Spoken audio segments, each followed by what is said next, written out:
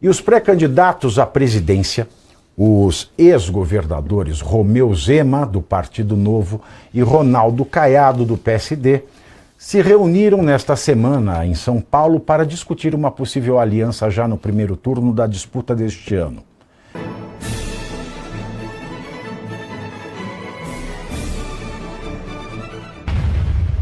A tratar a doença com o diagnóstico vindo de um médico de fora. E tomara que essa doença não só seja tratada, mas que ela seja eliminada do corpo que é o Estado brasileiro. E os pré-candidatos à presidência, os ex-governadores Romeu Zema, do Partido Novo, e Ronaldo Caiado, do PSD, se reuniram nesta semana em São Paulo para discutir uma possível aliança já no primeiro turno da disputa deste ano. Depois da reunião, Zema e Caiado confirmaram a ideia da aliança. Aliás, as críticas de Romeu Zema a Flávio Bolsonaro colocaram o ex-governador mineiro em rota de colisão com a ala conservadora do Novo, que chegou a discutir um rompimento político com Zema e, eventualmente, a retirada da campanha da pré-candidatura presidencial. Além disso, lideranças do Novo avaliam retirar o marqueteiro Renato Pereira da pré-campanha de Zema, já que ele seria um dos responsáveis por fomentar as críticas públicas a Flávio. Essa crise entre Zema e Flávio levou dirigentes do partido a atuarem nos bastidores, fazendo contato com Rogério Marinho, chefe da campanha de Flávio, numa tentativa de acalmar os ânimos e, se a Convenção Nacional do Novo fosse hoje, Romeu Zema não seria mais indicado à presidência. Aliás, Romeu Zema vem se mostrando descartável numa corrida presidencial, porque foi publicada nessa quinta-feira a pesquisa Meio Ideia sobre a sucessão presidencial deste ano. Por telefone, as respostas foram coletadas entre sábado, dia 23 de maio, e ontem, dia 27.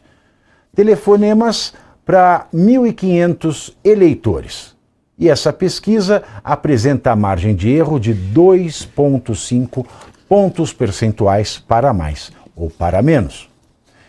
De maneira espontânea, isto é, sem indicar candidatos a presidente ao eleitor entrevistado, Lula lidera as intenções de voto no primeiro turno das eleições deste ano, com 33%. Em segundo lugar, Flávio Bolsonaro aparece com 18,7% e, em terceiro, com 4,3%, seu pai, o ex-presidente Jair Messias Bolsonaro.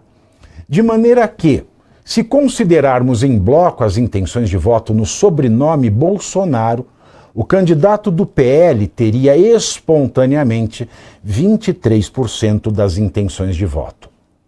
Os demais nomes mencionados, mesmo somados, representam pouco mais da metade dos 10% de abstenções e votos nulo ou em branco. Juntos, Ronaldo Caiado, Romeu Zema e Renan Santos representam 5,6% das intenções de voto, estando à frente Caiado com 2,3%, seguido de Zema com 1,9% e com 1,4% Santos.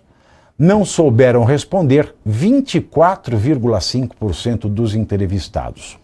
Nesse cenário espontâneo, Lula teve uma queda de 0,4 pontos. Flávio Bolsonaro perdeu 1,3 pontos apenas, enquanto que o nome de Jair Bolsonaro cresceu 0,3%. Já na enquete estimulada, isto é, quando os nomes dos pré-candidatos são apresentados ao entrevistado, Lula lidera no primeiro turno com 38,5% das intenções de voto. Em segundo lugar, Flávio Bolsonaro, com 31,5%, seguido de Ronaldo Caiado, com 5,5%. Todos os outros nomes não atingem o percentual de brancos, nulos e abstenções. Nesse cenário estimulado, não souberam responder 10,5% dos eleitores entrevistados. A vantagem de 7 pontos percentuais de Lula sobre Flávio Bolsonaro não se repete no segundo turno. Mas, mesmo assim, a pesquisa aponta que Lula venceria as eleições com 46,5% dos pontos, frente aos 41,4% de Flávio Bolsonaro.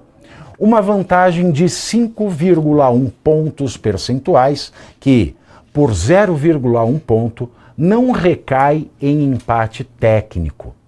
O mesmo percentual de 5,1% representa os eleitores que ainda não sabem em quem vão votar.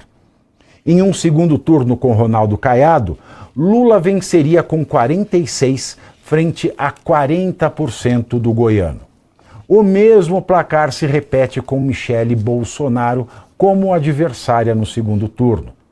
Disputasse com Romeu Zema, Lula venceria com os mesmos 46% frente a 37% do mineiro. Antes do áudio de Flávio a Daniel Vorcaro, Lula tinha, no segundo turno, 44,7% das intenções de voto. Neste momento, cresceu apenas 1,8 pontos percentuais. Crescimento que, considerando a margem de erro, pode não ter existido. É possível até que Lula tenha caído, no mínimo, 0,5 pontos percentuais. A descida de Flávio Bolsonaro foi de 3,9 pontos percentuais. Considerando a margem de erro, é possível que ele não tenha perdido intenções de voto, especialmente porque o número dos que não sabem em quem votar subiu 1,6%. Foi de 3,5% para 5,1 pontos percentuais.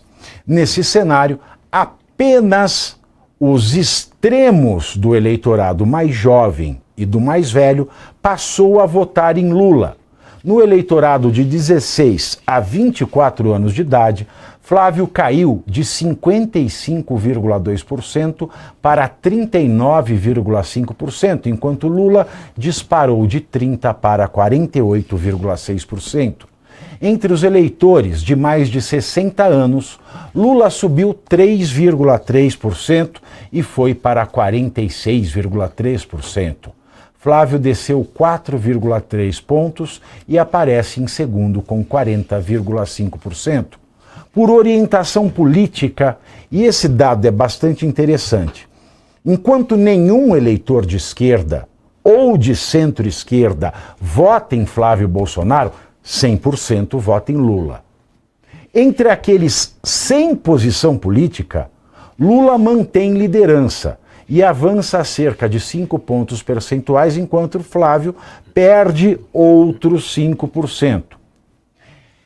Entre os eleitores da direita, ninguém vota em Lula.